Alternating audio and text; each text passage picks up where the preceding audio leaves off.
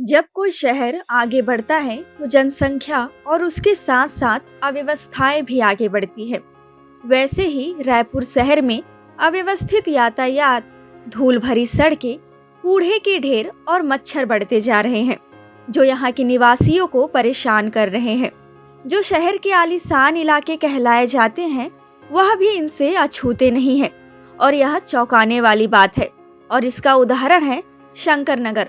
हालात इतने खराब है कि यहाँ के कूड़े के ढेर, ओवरब्रिज के नीचे गायब ग्रिल अवैध कब्जे से पड़ चुका है।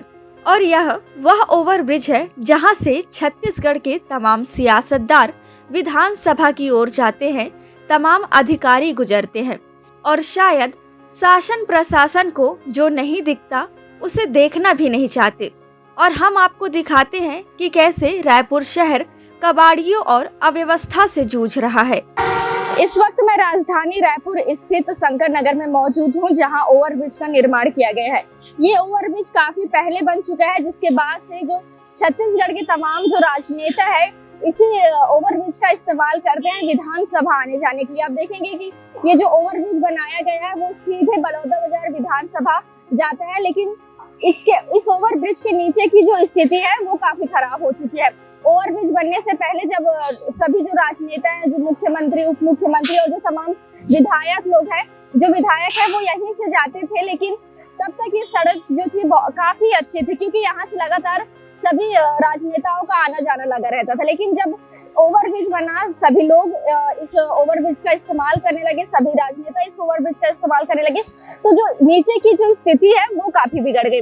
वहाँ अतिक्रमण हो गया, लोगों का जमावड़ा हो गया, सड़क का जो निर्माण था वो काफी जर्जर हो गया। जो नीचे जो गार्डन बनाए गए थे उसकी हालत काफी खराब हो गई और शायद प्रशासन ने वहाँ ध्यान देना छोड़ दिया, जिसके कारण वहाँ के जो रहवासी है, वहाँ के जो लोग हैं, उनका जो जीना है वो लगभग हराम हो चुका है। बरसात के दिनों में घुटने तक यहाँ पानी भर जाते हैं। जो सड़क का जो जर्जर स्थिति है उनके लिए काफी मुसीबत बन रहा है। आने जाने में उनको काफी तकलीफों का सामना करना पड़ रहा है।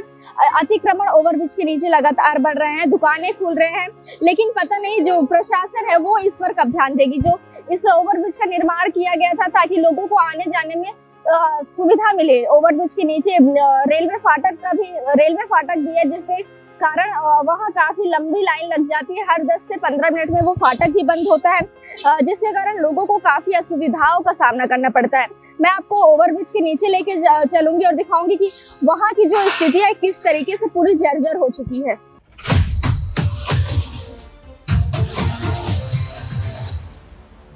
मैं आपको दिखाऊंगी कि किस प्रकार से ओवरब्रिज के नीचे ये जो निर्माण किया गया था, लोक निर्माण विभाग द्वारा गार्डन का निर्माण किया गया था, लेकिन यहाँ कुछ ऐसा गार्डन जैसा कुछ नजर नहीं आ रहा है।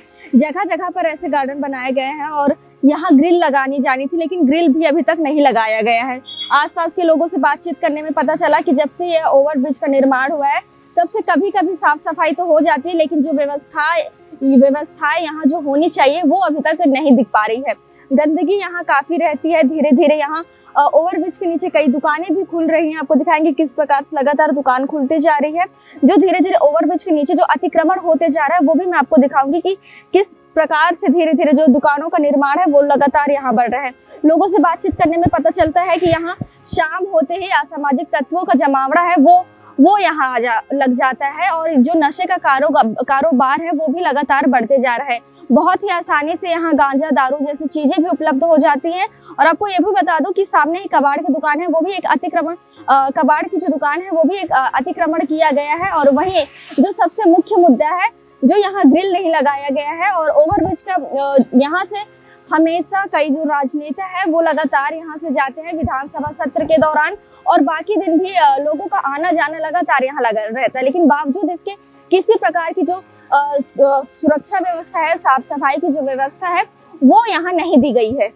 यहाँ पे बहुत सारी गंदगी हो जाती है, उसके कारण आना जाना में बहुत मुश्किल होती है। हाँ, यहाँ आप खुद ही देख सकती हैं। देखिए किस तरह से सब आके बस गए हैं। अभी इस तरह धीरे धीरे परिवार, फैमिली बढ़ता ही जा रहा है। बिकॉज आए दिन इधर 2 व्हीलर खड़े रहते हैं, लोग इधर बीड़ी सिगरेट पीते रहते हैं, जिसकी वजह से ना हम सेफ फील करते ना बच्चे, हमारे बच्चे को भी हम बाहर नहीं भेज पाते। एक्चुअली तो ये यहाँ लेफ्ट में एक चाय की टपरी है, वहाँ पर भी लड़के छोटे छोटे बच्चे मतलब स्मोक करते रहते हैं और गाड़ी से हॉर्न दो तो उन लोग हटाते नहीं है, एकदम ऐसा अजीब सा लुक देते हैं कि तुम उधर से चले जाओ वाला। धीरे धीरे यहाँ पे पूरा अतिक्रमण बढ़ते जा रहे हैं। कई बार कंप्लेंट की, हम 2023 से कंप्लेंट कर रहे हैं, मगर आज तक कोई ना यहाँ देखने आया, ना कभी पूछा कि ये क्या गलत है, ना इनसे पूछ रहे हैं पता नहीं क्या मिली भगत है, समझ नहीं आता है। कई बार वहाँ लोगों के साथ घटना हुई, बट वो कंप्लेंट हमने तो मतलब टीआई को, आपका पार्षद जी को और जोन कमिश्नर जी को, सबको वो किया, बट अभी तक कोई ना तो सुध लेने आया, बस वोटिंग के समय आते हैं, उसके बाद कुछ। 2 लेटर भेजे हुए हैं, मोतीलाल साहू जी को भी भेजा है विधायक, और नगर निगम को भी भेजा है, उसके बाद जोन कमिश्नर को भी भेज दिया है, डीआरएम को भी भेजा हमने लेटर रेलवे लाइन ठीक करने के लिए। लेकिन जो अतिक्रमण किया गया है कबाड़ी वालों की तरफ से, ये सब बढ़ता ही जा रहा है। और यहाँ शाम के समय स्पेशल लेडीज़ का तो आना जाना ही बंद हो गया है, क्योंकि शराब पी करके घूमते रहते हैं। और जो ब्रिज के नीचे ठेला लगा उसमें शराब तो बिकती है, हमने खुद देखा है मैंने। तो इसको रोका जाए। और अभी तक दुकान में शराब बिकती है? हाँ, दुकान में शराब बिकती है, सुबह के टाइम, वो भी 6:30। मैंने खुद अपनी आंखों से देखा, उसके बाद ही मैंने लेटर बनाया था। तो उसके बाद कोई कार्रवाई नहीं हुई है, न ये रोड बना रहे हैं, न ये अतिक्रमण जो कबाड़ी वाले का है स्पेशली, उसको हटाया जाए यहाँ से। क्षेत्रीय पार्षद से इस मामले में बातचीत किया गया है, उसने भी आश्वासन दिया है कि मैं इसको करवाता हूँ, लेकिन कोई कार्रवाई नहीं हुई है पार्षद को। आपको बता दें कि यहाँ जो अतिक्रमण आप देखेंगे कि लाइन से जो ओवरब्रिज के नीचे हैं, जो कई सारी दुकानें हैं, पान की दुकानें हैं, सिगरेट की दुकानें हैं। लोग युवा यहाँ के नशे का सेवन करते हैं, सिगरेट पीते हैं, और जो आने जाने वाली जो महिलाएं हैं उनको गलत तरीके से देखते हैं, ऐसा आरोप सोसाइटी वासियों द्वारा लगाया गया है। वहीं जो अतिक्रमण की बात करें, उधर आपको ये भी बता दूं कि इधर जो कबाड़ की दुकान है, कबाड़ी लोग हैं, वो भी सब इधर अतिक्रमण किए बैठे हुए हैं, जिनके कारण लोगों को आने जाने में काफी तकलीफों का सामना करना पड़ता है। वहीं रेलवे क्रॉसिंग जो यहाँ बना हुआ है वो हर 10 से 15 मिनट में बंद होता है, जिसके कारण यहाँ लंबी कतारें लग जाती है। वहीं सड़क की बात किया जाए तो इधर की जो सड़कें हैं वो भी काफी जर्जर हो चुकी हैं। और ये भी बता दें कि जर्जर सड़कों के कारण भी लोगों को काफी तकलीफों का सामना करना पड़ता है। और खासकर उनका आरोप है कि जो महिलाएं हैं, जो बच्चे हैं, वो खुद को असुरक्षित महसूस करते हैं, क्योंकि जो यहाँ जो ठेले बने हुए हैं जहाँ नशे की जो सामग्री है वो बेची जाती है, इजली नशे की सामग्री लोगों को मिल जाती है। और यहाँ जो युवा है वो नशे का सेवन करते हैं, जिसके कारण आने वाले दिनों में कहीं ना कहीं कुछ अपराध हो सकता है, जिसके कारण महिला जो सोसाइटी की जो महिलाएं हैं उनमें काफी आक्रोश है और डर का माहौल भी बना हुआ है। शंकर नगर ओवरब्रिज की दुर्दशा तो आपने देख ली, अब हम आपको दिखाते हैं कचना क्षेत्र के हालात, जहां रायपुर के सबसे महंगे फ्लैट, बंगलो, जिनकी कीमत करोड़ों में है। यहाँ की सड़कों का हाल हम आपको दिखाते हैं, जहाँ की सड़कें जर्जर हो चुकी हैं। ओवरब्रिज से लगा हुआ शराब दुकान है। रात के समय महिलाओं का निकलना दुर्भर हो जाता है, और जब हम वहाँ पहुँचे तो वहाँ मौजूद शराब खरीद रहे शराबी ने हमें गंदे और आपत्तिजनक इशारे किए, जो कहीं न कहीं महिला सुरक्षा पर बड़ा सवाल उठाता है। कचना इलाके में चारों ओर कचरा फैला रहता है, लाइट की व्यवस्था भी सही नहीं है, और अगर कोई गड्ढे में गिर जाता है तो वह अपने सुरक्षा की जिम्मेदार स्वयं है। वहीं कचना से लगे छोकरा नाला, जहां इसके नीचे डंपिंग यार्ड बना दिया गया है। यह नाला रायपुर के सबसे पुराने नालों में से एक है, जिसमें प्रकृति ने हमें पानी दिया है, लेकिन अब इसमें सीवरेज गंदगी तमाम वह काम किया जा रहा है जिससे नाला प्रदूषित होते जा रहा है। आसपास के पशु चारा चरते हुए आते हैं और उसी गंदे नाले के पानी को पीते हैं, जिससे उनके स्वास्थ्य पर गंभीर असर पड़ सकता है। रायपुर वही शहर है जो अपने आप को स्मार्ट सिटी के दौड़ पर पा रहा है, और यहाँ के अधिकारी एवं नेता दावा करते हैं कि मध्य प्रदेश के इंदौर को पीछे छोड़कर रायपुर नंबर 1 स्मार्ट सिटी बन जाएगा। और इस वक्त मैं मौजूद हूँ राजधानी रायपुर के कचना स्थित छोकरा नाला डंपिंग यार्ड में। यहाँ कई गाड़ियाँ राजधानी रायपुर से कचरा एकत्रित करती है और यहाँ आके डंप होती है, लेकिन यहाँ जो कचरा डंप होता है उसकी जो स्थिति है वो काफ़ी खराब है। मैं इस वक्त मौजूद हूँ और अब देखेंगे किस तरीके से जो यहाँ गाय है, पशु है, वो यहाँ भी है और जो कचरा है वो इनके द्वारा खाया जा रहा है।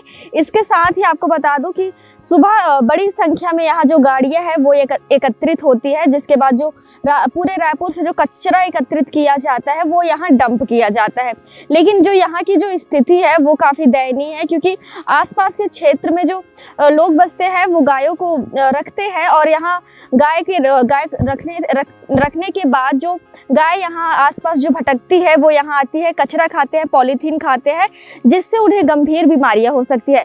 छोकरा नाला का जो नाला है वो उसकी स्थिति भी काफ़ी दयनीय है। प्रशासन इसकी ओर काफ़ी ध्यान नहीं दे रहा। जो कचरा जाने के बाद जो केमिकल बनता है उससे जो झाग है वो नाले में बनने के बाद बाहर आता है और नाले की जो स्थिति है वो भी मैं आपको दिखा दूंगी कि और जो यहाँ पशु विचरण करते हैं वो नाले के पास जाते हैं, उसी का पानी पीते हैं, जिसके बाद वो भटकते हैं और कई बार ऐसा होता है कि गायों में कई तरीके की गंभीर बीमारियां भी हो सकती है। उसके साथ आपको ये भी बता दूं कि यार्ड के बगल में कई सारे घर भी बने हुए हैं, छोटे छोटे घर बने हुए हैं, जो झुग्गियां बनी हुई है, उसमें बाहर के आए लोग निवास करते हैं, जो अतिक्रमण का एक रूप ले रहा है। छोटे छोटे घर बना के यहाँ उन लोग निवास करते हैं, बगल में कचरा फेंकते हैं। कचरा फेंकने के बाद जो जगह है वो अतिक्रमण का शिकार हो रहे हैं। और ये भी बता दूं कि यहाँ जो है दिन भर यहाँ गाय घूमती हैं। सुबह होते ही राजधानी रायपुर का जो कचरा जो एकत्रित होता है वो यहाँ डंप किया जाता है। बड़ी संख्या में यहाँ पूरे जो कचरे हैं वो एकत्रित किए जाते हैं, जिसके बाद जो यहाँ जो पशु हैं वो आते हैं और उसका सेवन करते हैं, जिसके कारण उनको गंभीर बीमारियां भी हो सकती है। वहीं जो अतिक्रमण भी है लगातार यहाँ बढ़ते जा रहा है। प्रशासन को जिम्मेदार तो ठहराते हैं, लेकिन एक जिम्मेदारी हमारी भी बनती है कि हम अपने शहर को साफ रखें। एक आम नागरिक को भी प्लास्टिक, कैरी बैग जैसे हानिकारक चीजों को डिस्पोज करने के सही तरीके अपनाना चाहिए। ऐसा ना हो कि जब जिसका मन करे वह वहाँ कचरा फैला दे और इसका जिम्मेदार शासन प्रशासन को ठहरा दे। यह भी ठीक नहीं। नागरिकों का कर्तव्य है कि कचरा सही जगह डाले, ताकि निगम एवं उनकी गाड़ियां वहां से कचरा ले जा सके और सही जगह पर डिस्पोज ऑफ किया जा सके।